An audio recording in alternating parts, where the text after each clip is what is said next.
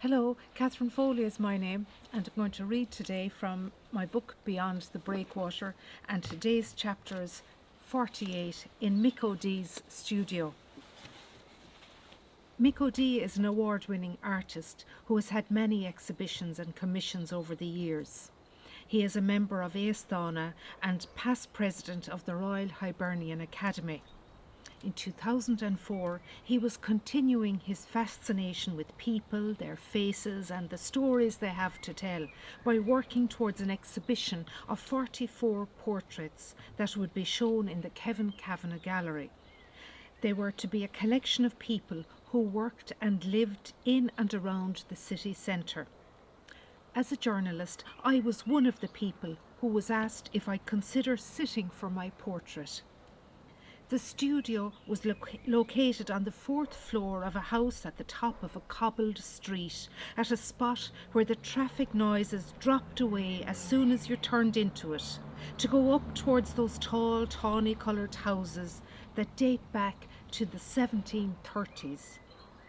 There's a hush there, and you can listen for echoes of children at play or carts rolling over the cobblestones from days gone by. Once at the house, I climbed flights of shallow stairs up to his studio, a high-ceilinged, bright room that looked like a set from a Sean O'Casey play. An old mantelpiece over an ancient fireplace with a blackened hearth and chimney breast, an uneven wooden floor and a number of cracks in the glasses of the windows all added to an atmosphere that was from another time. If there was a clock, it would surely have been a grandfather clock, and its hands would be stuck at 8:30 or 1 o'clock, never to move again. There was a feeling that time in this large, cold room was being distilled or even slowed down. O'Dee had canvases, pots of paint, easels, brushes, jars, rags, pencils, chalk, wooden pallets, pieces of wood, and finished paintings, row upon row, sitting, perched or standing up against every shelf, surface and table. This was my first experience of sitting for my portrait. I was apprehensive but curious. O'Dee told me to make myself comfortable on the sturdy leather-bound chair that was positioned on a raised platform. I sat into it. He told me I could look at him or far into the distance. I chose to look out through the window. I picked one spot to stare at, and I stayed still for just over 3 hours. I was able to stretch whenever I needed to. O'Dee painted energetically, sometimes using his brush like a sextant or a spyglass. He held it out from him and squinted as he gauged distances. The smell of oil and turpentine grew stronger as the morning wore on. What did he see, I wondered? Could he read my thoughts? What would I do if I got a cramp? I thought about time passing, about death and destiny and faith and fate, as I watched the clouds move slowly across the grey sky outside. There wasn't a hint of blue there that day. It was January. All I heard were the soft sounds of deft brush strokes scratching across the canvas.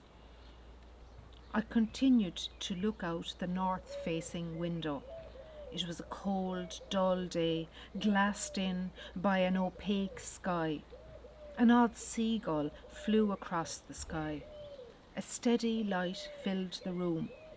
I liked sitting there, and I enjoyed the whole experience. It was precious time.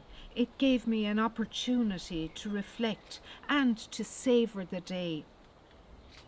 There were other occasional pieces of furniture in the room, a table on a plinth behind a screen, and an old chaise longue.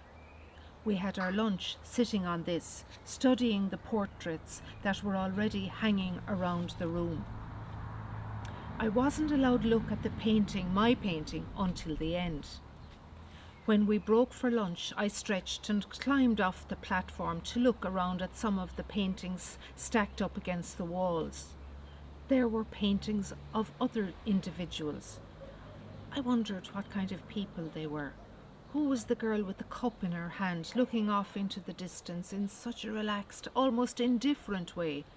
Is she like that? How could she be so nonchalant when involved in such a creative process, I wondered. She's another artist, O.D. said. What about the intense young man who looked right out at me with piercing eyes? Is he like that in person, I wondered. And the tall, handsome man who stood looking at me with complete calm, as if he was ready to take on any challenge. He was a property developer.